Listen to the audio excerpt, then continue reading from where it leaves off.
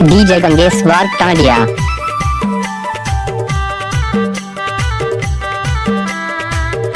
DJ Sher Singh पट्टा जी। DJ Buddha Singh Dhurve. DJ Gangeshwar Tandia.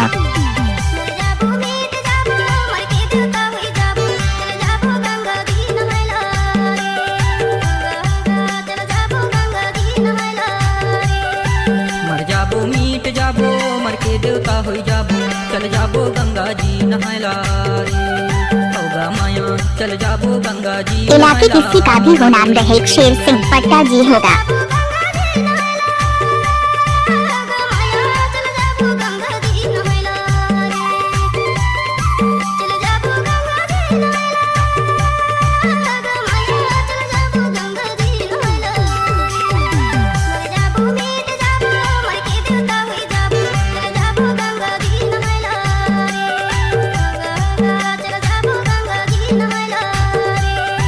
मर जाबो मीट जाबो मर के देवता हो जाबो चल जाबो गंगा जी नहायला रे होगा माया चल जाबो गंगा जी नहायला रे।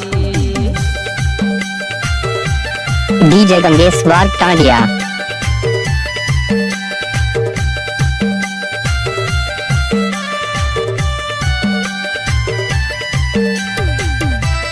डीजे बुद्ध सिंह धुर्वे।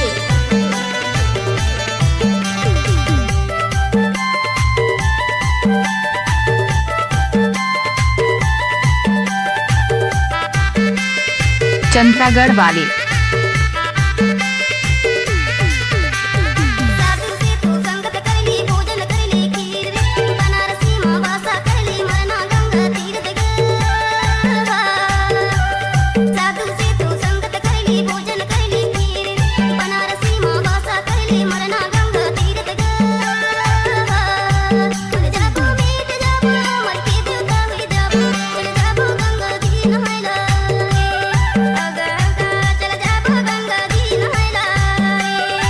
मर जाबो मीट जाबो मर के देवता हो जाबो चल जाबो गंगा जी नहायला रे होगा माया चल जाबो गंगा जी नहायला रे।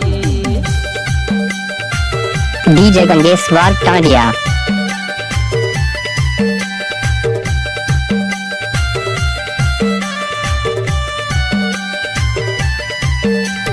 डीजे बुद्ध सिंह धुर्वे।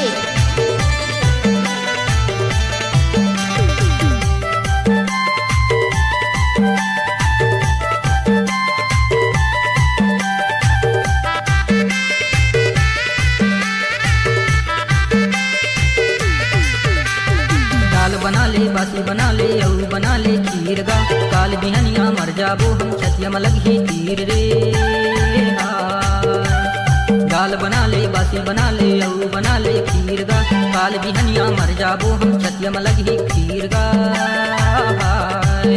मर जाबो मीट जाबो मर के देवता हो जाबो चल जाबो गंगा जी नहायला रे होगा माया चल जाबो गंगा जी नहायला रे।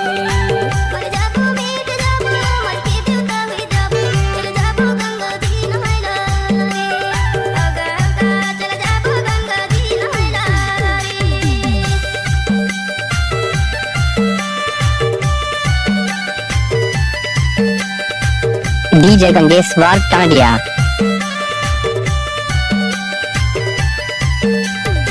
डीजे बुद्ध सिंह धुर्वे।